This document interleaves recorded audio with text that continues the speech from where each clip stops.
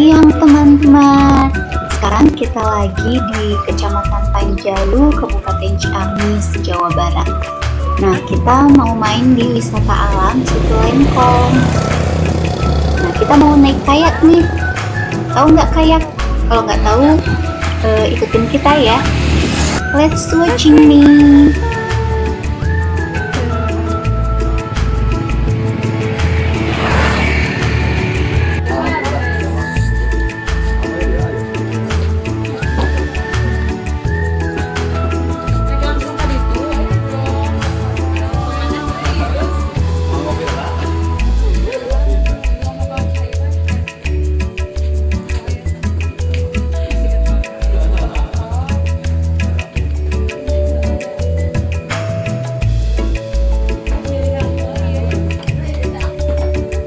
Oke teman-teman, sekarang kita udah sampai nih di area Kancra Kayaking.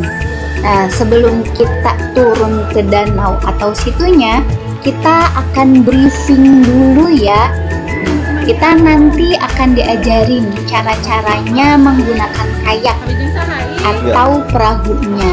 Kita dengerin ya caranya dari instrukturnya yang sudah berpengalaman. Oke? Pertama, saya ucapkan selamat datang. Ini suatu kehormatan bagi saya pribadi karena yang datang itu alhamdulillah orang-orang yang sangat luar biasa bagi saya pribadi. Pertama saya ucapkan selamat datang bahwa ibu-ibu, teteh-teteh semuanya di Saung Kayak, di Saung Kancra Kayaking.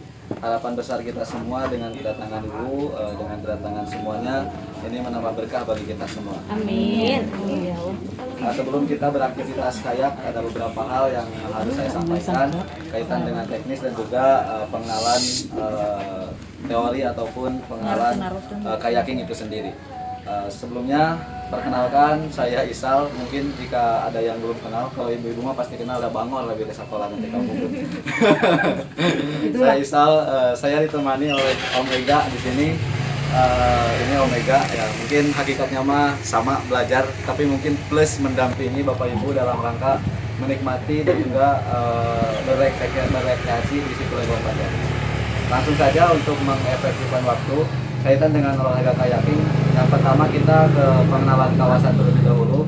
Sudah barang tentu mungkin Ibu Yuli mah udah paham, udah tahu jelas ya status daripada Situ Lengkong Panjalu itu statusnya adalah cagar alam. Oleh karena itu, karena status Situ Lengkong adalah cagar alam, maka saat beraktivitas kayak dilarang sekali untuk merusak, membunuh dan juga mengambil sesuatu. Karena kawasannya itu adalah kawasan cagar alam. Itu pertama. Kedua, kaitan dengan kebersihannya pun sama. Jika ibu bapak melihat sampah plastik, jika berkenan silakan diambil. Jika tidak, nggak apa-apa. Apalagi kalau membahayakan, jangan memaksakan. Itu kaitan dengan kawasan Situ Lengkong Panjalu. Yang kedua, kaitan dengan komponen utama yang dipakai di kayaking. Yang pertama yang akan saya kenalkan ini ada pedal atau dayung. Untuk cara genggamannya itu seperti ini. Nah, cara genggamannya itu seperti ini. Untuk posisi itu silakan di mana saja, dengan catatan saat kita mendayung si pedal yang kita pakai tidak terbentur ke kayak yang kita pakai. Ini ada lakukan saat kita dayung maju, lakukannya masuk ke dalam tubuh kita seperti ini. Terus teori dayungannya, kalau misalkan kita ingin belok ke kiri, kita dayung kanan terus. Nah, dayung kanan terus. Kita misalkan belok ke kanan, ingin ke kanan berarti dayung kiri terus. Artinya ketika dayung maju, arah yang dihasilkannya itu berlawanan arah. Tapi kalau dayung mundur tetap searah. Misalkan kita dayung mundur kanan, si kayak itu tetap ke kanan. Kita dayung mundur kiri, si kayak itu tetap ke kiri. Kalau misalkan kita ingin akselerasinya ingin lurus, cukup kita dayung kanan satu kali, dayung kiri satu kali. Nah, itu untuk teori dayung. Nanti lebih jauhnya saat pengenalan air. Nah, kalau di sini mah hanya sebagai gambaran saja. Itu untuk pedal atau dayung. Yang kedua, life jacket ya seperti yang digunakan.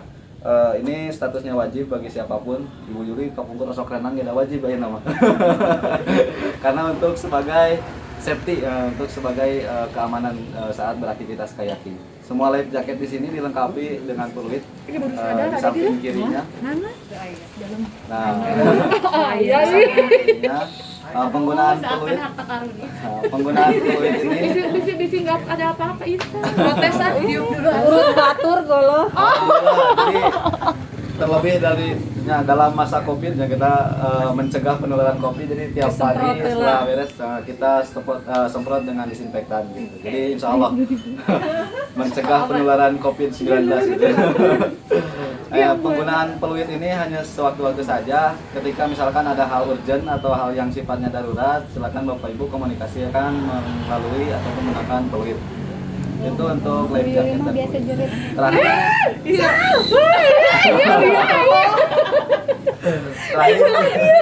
Kemarin kan gitu. Dulu berani gitu aku berdua. berani.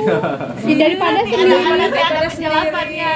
Terakhir, yang berhubungan dengan keraguan ibu-ibu ya, karena kayak yang dipakai di sini itu adalah jenis kayak rekreasi. Jadi bukan kayak kompetisi ataupun kayak atlet. Nah, kalau kayak kompetisi kan bentuknya runcing, jadi kemungkinan terbaliknya tinggi. Beda hal dengan kayak yang dipakai di sini adalah kayak rekreasi. Jadi kalau misalkan kita gambar bentuknya itu seperti dua perahu atau dua sampan yang digabung jadi satu. Ada tumpuan-tumpuan di masing-masing kanan kirinya, itu berguna untuk menyeimbangkan akselerasi kayak gitu. Kuncinya tinggal kita tenang aja, jangan panik. Insya Allah nggak bakal apa-apa. Kalau misalkan kita ambil persentase dari 100%, kemungkinan terbalik hanya 5%. Dua kasus pernah terjadi terbalik. Itu pun karena si kliennya, si tamunya itu panik. Karena kalau misalkan sering juga kita bentrok dengan perahu jaro. Perahu jaro kan anu mesin suka menghasilkan gelombang kalau kayak ombak. Nah, itu kita kuncinya tinggal tenang aja. Kalau misalkan masih ada momentum si ombaknya itu dari sini, gelombang dari sini, bagusnya si kayak itu seperti ini. Jadi kepalanya itu seperti ini, menghantam. Ya, tapi kalau misalkan tidak ada momentum, kalah panik, lebih baik nggak apa-apa seperti ini, asal tenang gitu.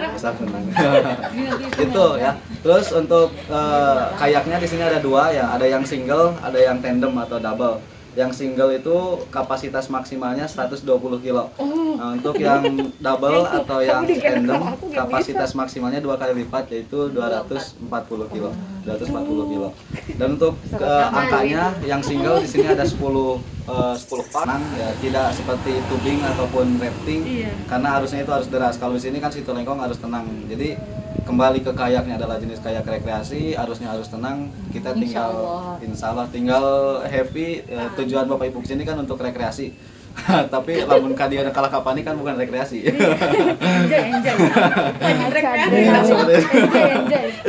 Tapi bagian dari rekreasi kadang ada hal-hal yang mengejutkan gitu, panik, tapi itu mungkin hanya sebagai hiburan saja. Seperti itu, mungkin kurang lebihnya mohon maaf. Jika ada yang ingin ditanyakan, mungkin nanti Bu Yuli yang akan menjawab, karena Bu Yuli yang lebih tahu tentang kemasan situ rekor. OTW kayak guys. Halo guys, kali ini kita mau ngapain Bu? Naik kayak pokoknya. Terus pokoknya seru terus ya, lihat aktivitas kita di bawah guys.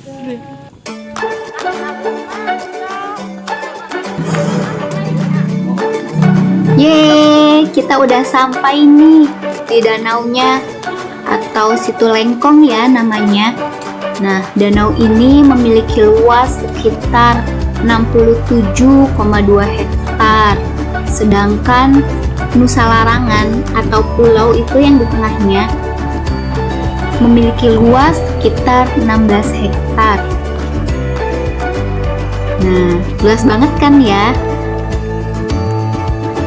Nah, pulau ini telah ditetapkan sebagai cagar alam sejak tanggal 21 Februari 1919. Oke, nanti kita sebelum turun akan pemanasan dulu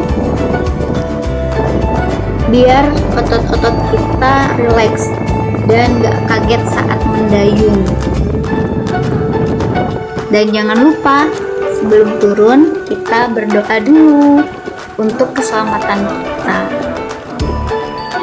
Yuk, tonton kita terus ya.